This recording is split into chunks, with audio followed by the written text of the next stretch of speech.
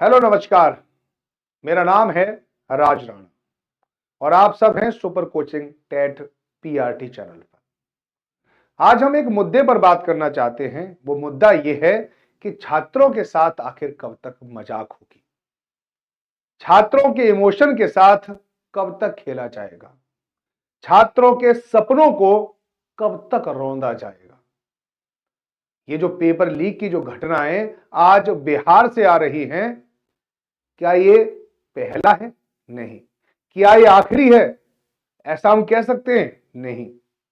अगर थोड़ा सा इतिहास में जाएं और केवल यूपी में देख लें तो कुछ टाइमलाइन है जिससे कि आपको पता चल जाएगी कि पेपर कितने सारे लीक हो रहे हैं।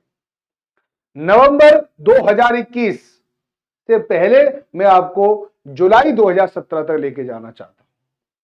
जुलाई 2017 यूपी सब इंस्पेक्टर का पेपर हुआ था और यह पेपर देके लोग खुशी खुशी घर गए थे अपने। किसी का पेपर अच्छा हुआ था, किसी का खराब हुआ था, फिर बाद में पता चला कि यह पेपर लीक हो चुका है और आगे चलकर यह पेपर रद्द कर दिया गया। अगला फरवरी 2018 की बात है। यूपी पीसीएस का पेपर हुआ था और यह परीक्षा भी कथित गड़बड़ियों के आधार पर रद्द कर दी गई थी, तो आपको शायद याद आए। अक्टूबर 2018 यूपी कांस्टेबल का पेपर, इसमें 6 आरोपी गिरफ्तार किए लेकिन इस पेपर को रद्द नहीं किया गया। यानी पेपर लीक हुआ था लेकिन यह रद्द नहीं हुआ। आगे चलकर नवंबर 2021 यूपी टेट का पेपर भी रद्द कर दिया गया क्योंकि यह पेपर भी लीक हो गया था। क्या यही घटना है? नहीं। अगर आरोपों की बात की जाए कि कहां कहां पेपर लीक हुआ है तो सीटेट के पेपर को भी लीक होने की बातें कही जाती है। केवीएस में भी कुछ धांधली की बात कही थी। यानी हमारे यहां पर एक पुख्ता इंतजाम ऐसा अभी तक नहीं है जहां पर हम फुल प्रूफ ये कह पाए कि पेपर लीक नहीं हो पाएगा, किसी भी तरह से पेपर लीक नहीं होगा। और फिर आया 2024। इस 2024 जो लीप ईयर है ये तो लीक ईयर हो गया है। यहां पर यूपी कांस्टेबल का पेपर हुआ, वो पेपर होने से पहले ही उत्तर मिल गए बच्चों को और वह पेपर भी इसी गड़बड़ियों के आधार पर रद्द किया गया कि पेपर लीक हो चुका है। लेकिन उस लीक जो पेपर हुआ उसके लिए यूपी के छात्रों ने एक बहुत ही जबरदस्त आंदोलन किया, तब जाकर सरकारों ने इस पेपर को निरस्त किया है। ऐसे ही नहीं कि उन्हें पता चल गया, किसी ने एसआईटी ने रिपोर्ट दायर की, रिपोर्ट दायर करने के बाद यह सब हो गया, ऐसा नहीं। बहुत बड़ा आंदोलन हुआ था। आंदोलन होने के बाद बहुत दिनों तक वहां पर लखनऊ में बहुत सारे छात्र इकट्ठे हुए, तब जाकर इस पेपर को लीक किया गया। अभी तो इस पेपर को रद्द करवाया गया। जब पेपर अभी लीक की घटनाएं, पेपर रद्द की घटनाएं भी समाप्त नहीं हुई थी, या यह जो खबर थी ना कि पेपर रद्द हो चुका है, यह अभी बात पुरानी भी नहीं हुई थी कि यूपी पीसीएस के द्वारा यानी यूपी पीएससी उत्तर प्रदेश राज्य लोक सेवा आयोग जो है उसके द्वारा एक पेपर आयोजित होता है जिसका नाम है यूपी आरओ। यूपी आरओ का पेपर भी लीक होने की खबरें आ गई और फिर इस पर भी जबरदस्त आंदोलन हुआ और उस आंदोलन के बाद सरकार को अंततः झुकना पड़ा और आयोग की तरफ से नोटिस जारी किया गया कि इस पेपर को भी रद्द किया जा रहा है। उसका मास्टरमाइंड भी पकड़ में आ गया है, लेकिन कौन मास्टरमाइंड है, कैसे पकड़ा गया है, क्या कार्रवाई है, उसके बारे में अभी तक किसी को कोई जानकारी नहीं है। और इसी क्रम में क्योंकि यूपी आरओ का पेपर रद्द हुआ है तो हो सकता है कि यूपी पीसीएस जो सिविल सर्विस का जो पेपर भी होने वाला था वो पेपर भी पोस्टपोन कर दिया गया। कभी ये पेपर जाके जुलाई और अगस्त में होगा। इसका मतलब है नकल माफिया ठीक है कितने ज्यादा सक्रिय हैं। अगर कोई पेपर रद्द किया जा रहा है तो सोचिए प्रशासन से ज्यादा सक्रिय अगर कोई है तो नकल माफिया है। नकल माफिया की वजह से सरकार की बनी हुई नीतियां ठीक है वो प्रभावी नहीं होती दिखाई दे रही हैं। ऐसा आप लोगों को यहां पर दिख रहा होगा। इसका मतलब है नकल माफियाओं के सामने सरकार ने घुटने टेक दिए हैं और अभी तक कोई ऐसा फुल प्रूफ प्लान बनाने के लिए वो अग्रसर नहीं हो पाए हैं कि ताकि ये पेपर लीक ही ना हो।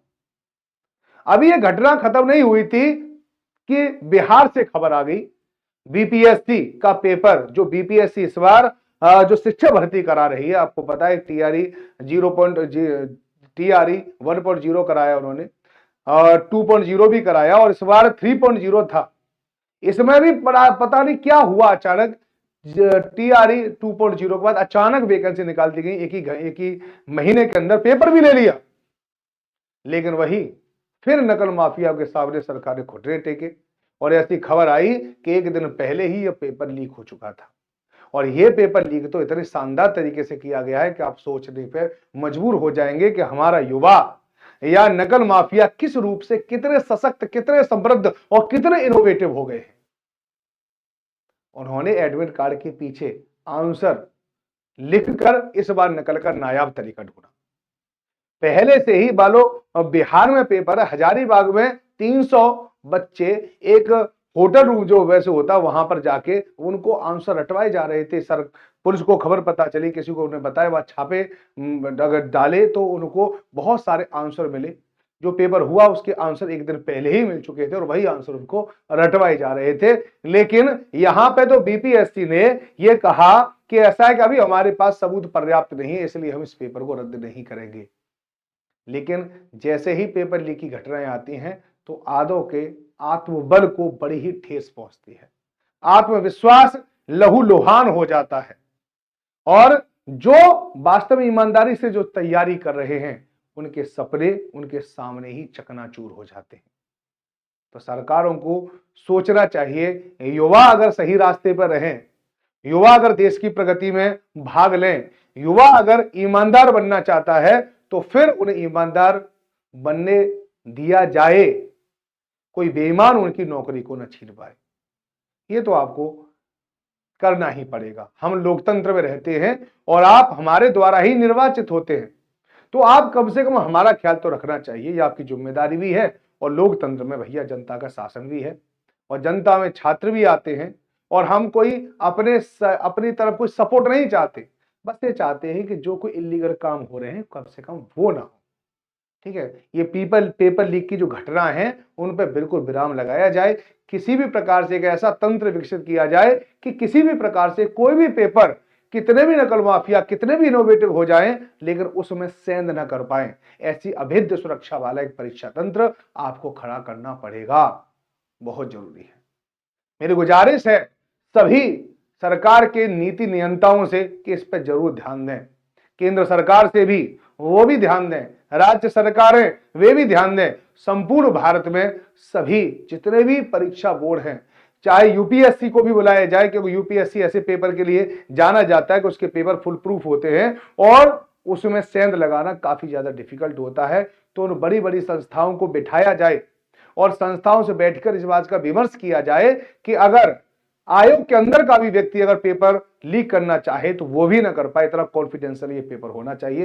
एक टीम होनी चाहिए, वही टीम, और अगर इस प्रकार से पेपर अगर लीक होता है तो उसी टीम की पूरी जिम्मेदारी हो और उसके लिए खतरनाक से खतरनाक सजा रखी जाए कि आप जिसके लिए रेस्पॉन्सिबल हो वो उत्तरदायित्व आपने अच्छे से नहीं निभाया, उनके प्रति भी कठोर कार्रवाई की जानी चाहिए।